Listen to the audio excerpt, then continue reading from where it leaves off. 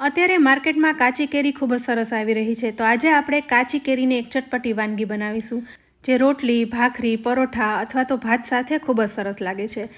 એકવાર બનાવી લીધા પછી 2 થી 3 દિવસ સુધી ફ્રીઝમાં તમે આરામથી રાખી શકો છો. તો આ કેરીની ચટપટી વાનગી બનાવવા માટે આપણે સૌથી પહેલાં એક મસાલો બનાવવાનો છે.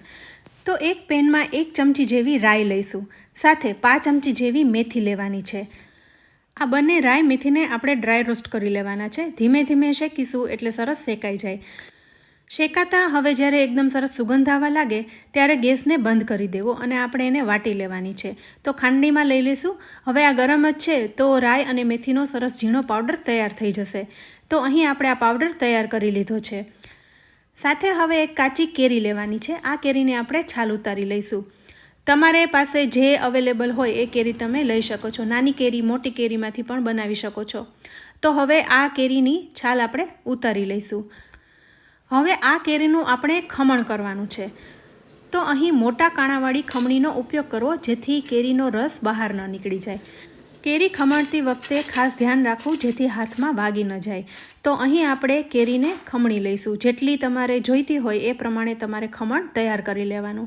તો અહીં મેં 1 વાટકી જેવું ખમણ તૈયાર કર્યું છે. તમે જુઓ છો એકદમ સરસ ખમણ તૈયાર થઈ ગયું છે. હવે આ ખમણને આપણે એક બાઉલમાં કાઢી લઈશું અને સાથે મસાલો પણ કરી લઈશું. તો સૌથી પહેલાં અડધી ચમચી જેવું લાલ મરચું પાવડર ઉમેરીશું. ત્યારબાદ આપણે રાઈ અને મેથીને શેકીને જે પાવડર તૈયાર કર્યો એ પણ ઉમેરી દઈશું. તો અહીં અડધી ચમચી જેવો એ પાવડર પણ ઉમેરીશું.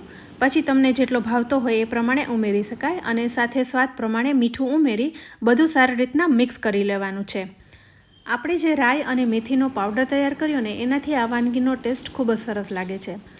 હવે મેં અહીં 4 થી 5 કળી લસણની ફોલીને તૈયાર રાખી છે. તો એને પણ અધકચરી વાટી લેવાની છે. સાવ વાટીને પેસ્ટ નથી કરવાની, થોડી આખી ભાગી રહે એ રીતના વાટી લેવાની છે. હવે આપણે એક પેન લઈશું. પેનમાં 3 ચમચી જેવું તેલ ઉમેરીશું. તેલ ગરમ થઈ જાય એટલે 5 ચમચી રાઈ, 5 ચમચી જીરું અને 5 ચમચી જેવી હિંગ ઉમેરીશું. આ બધું સરસ સતળાવા દેવાનું છે. હવે સાથે 2 સૂકા લાલ મરચાં પણ લઈશું અને એને પણ સાતળી લઈશું.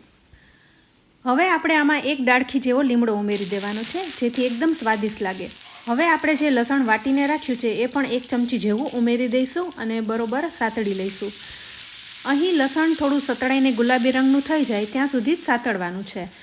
તો હવે આ લસણ સતળાઈ ગયું છે તો આ ગરમા ગરમ વઘારને આપણે કેરી ઉપર રેડી દેવાનો છે અને બધું સારી રીતના મિક્સ કરી લેવાનું છે જેથી વઘારમાં ઉમેરેલા બધા મસાલાની ફ્લેવર કેરીમાં બેસી જાય. આ વાનગી ગરમા ગરમ રોટલી, પરોઠા, ભાખરી અથવા ભાત સાથે ખાવ ને તો દાળ કે શાકની પણ જરૂર ના પડે તેવી છે. તો અત્યારે કેરીની સિઝનમાં એકવાર આ વાનગી જરૂરથી બનાવજો.